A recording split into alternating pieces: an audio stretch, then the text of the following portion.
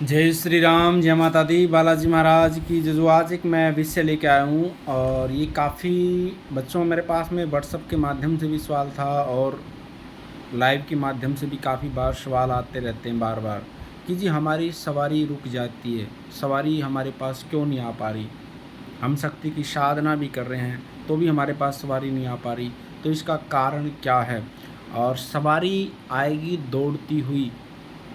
आप इन कारणों के बारे में सबसे पहले जानकारी की आवश्यकता है, तो इन कारणों को जान लेना चाहिए। किस कारण से आपके पास सवारी रुक रही है, क्यों रुक रही है, कारण क्या है, क्योंकि सवारी रुकने के बहुत सारे कारण होते हैं। उसमें सवारी रुकने का गलती कहाँ पे कर रही हो आप। शरीर पे शक्ति नहीं आ रही बार बार, और शक्ति रुक जाती है तो किस कारण से रुक जाती है। शक्ति रुक रही है तो परेशानी क्यों कर रही है, और शरीर के साथ में नेगेटिव ऊर्जा है या फिर पॉजिटिव ऊर्जा है। तो इन सारी बातों की जानकारी मैं दूंगा आपको। इस वीडियो को आप अंत तक ज़रूर देखना। यदि आप ये उपाय करते हो तो इस उपाय से आपके पास सवारी दौड़ी दौड़ी आएगी। तो इन सबसे पहले इन कारणों को जान लेना चाहिए कि आप भी इन कारणों के चक्कर में नहीं तो फंस रहे कि आपके पास सवारी खुल के क्यों नहीं आ रही। सबसे पहले जब आपके शरीर पर कोई सवारी रुकने का कारण होता है, गलती कहाँ कर रहे हो आप, शक्ति क्यों परेशान कर रही है आपको, और शक्ति आपको क्यों नहीं मिल पा रही। सबसे पहले क्या है, आप लगातार शक्ति की साधना भी कर रहे हैं, लगातार शक्ति को भोग भी दे रहे हैं, जाप भी कर रहे हैं, और गुरु का भी सानिध्य है। यदि आपका गुरु का सानिध्य है तो भी इसके बारे में जानकारी दूंगा, यदि गुरु सानिध्य नहीं है तो भी जानकारी दूंगा इसमें गलती कहाँ पर कर रहे हैं। सबसे पहले तो आपको यदि गुरु सानिध्य में हो और आप लोग बार बार गुरु बदल रहे हो तो उस गुरु दोष के कारण से आपको कभी भी शक्ति नहीं खुल पाएगी।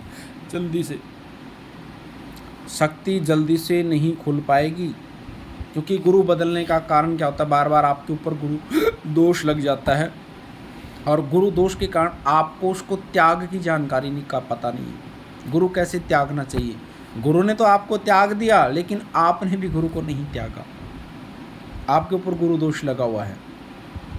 तो सबसे पहले इसकी जानकारी लेनी चाहिए।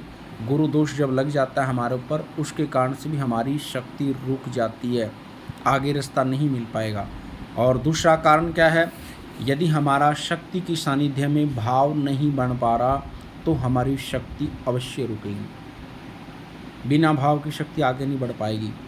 और तीसरा कारण जो होता है, यदि हमने संकल्प करके कोई भी पूजा पाठ नहीं कर पा रहे और घर के अंदर कोई नेगेटिविटी की समस्या है या अन्य कोई दिक्कत है और पूजा संकल्प करके हम पूजा नहीं करते, तो कभी भी उस पूजा पाठ का फल हमारे को नहीं मिल पाएगा।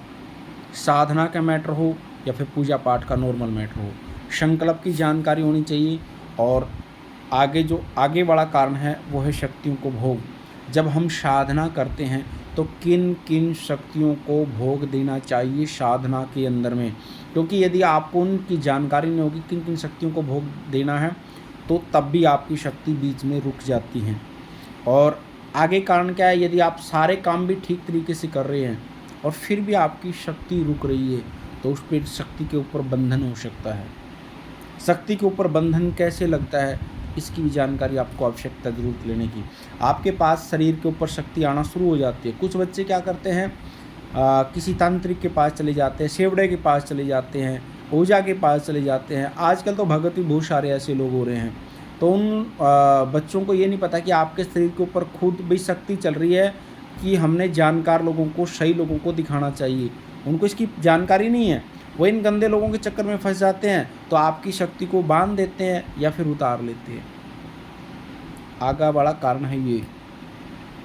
फिर बाद में क्या कहते हैं बच्चे, जी हम तो शक्ति को भोग भी दे रहे हैं, शक्ति को जाप भी कर रहे हैं, शक्ति शरीर को तोड़ रही है, रुक रही है, बार बार शरीर के ऊपर नहीं आ पा रही है, और शक्ति आ भी रही है तो वचन झूठे कर रही है। तो शक्ति की जो जानकारी है, सबसे मेन कारण शक्ति रुकने का सबसे बड़ा कारण ये है। इन सब चीज़ों से आपने जानकारी लेकर के आगे बढ़ोगे शक्ति के मैटर में, तो आपको कभी भी परेशानी नहीं आएगी।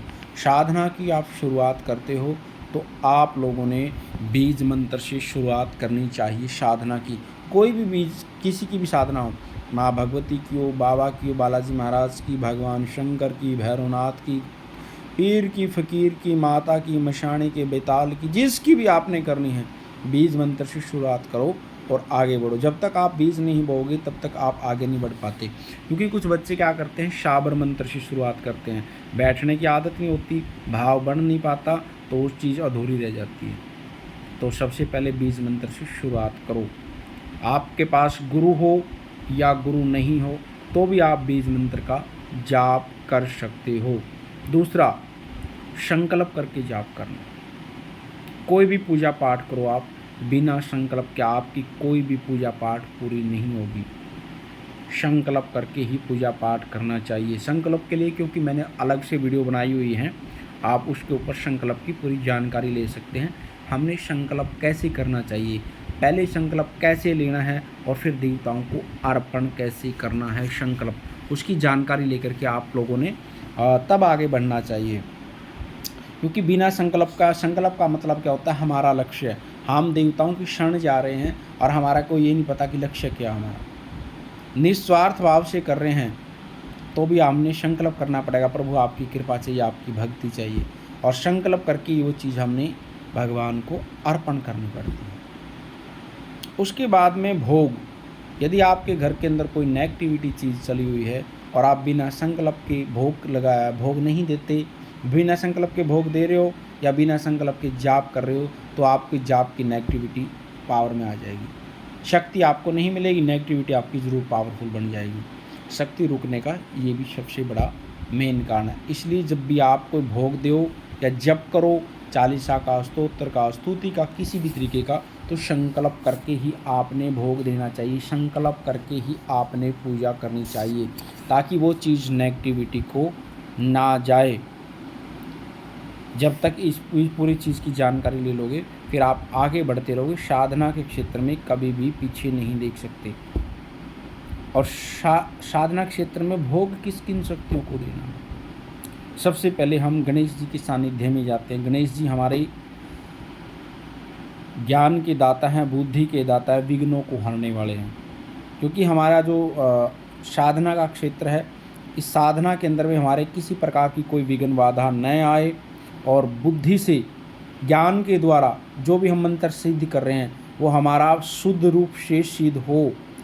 ज्ञान के द्वारा भाई हम शास्त्रों के नियमित जो हम साधना कर रहे हैं, मंत्र का कोई वैदिक मंत्र हो, साबर का तंत्र का मंत्र हो, जो हमारे पास देवताओं के नियमित रूप से साधना के मैटर में जो सफलता मिलती है, उस रूप से शुद्ध रूप से हमारा मंत्र सफल हो, उसमें कोई त्रुटि ना रह जाए। तो गणेश भगवान से यही प्रार्थना करते हैं हम। शुरुआत में गणेश जी की माला निकालते हैं, उसको भोग देते हैं। आगे आ जाते हैं हम कुल के देवी और कुल के पितर, क्योंकि सबसे नज़दीक जो शक्ति हमारी कुल की देवी है और कुल के पितर हैं। यदि इन शक्तियों को हम साधना के समय भोग नहीं देते तो भी हमारी को कभी भी साधना में सफलता नहीं मिलेगी। उसके बाद में आ जाती है माँ चौगानवाड़ी और अक्षेत्रपाल। अक्षेत्रपाल कौन होता है, गांव में जैसे दादा खेड़ा बोल देते हैं, नगर खेड़ा बोल देते हैं, जो हमारे जिस अक्षेत्र में हम निवास करते हैं, स्थान रहता है, वहाँ पर ही जो वहाँ के अक्षेत्र की रक्षा करता है वो होता है अक्षेत्रपाल।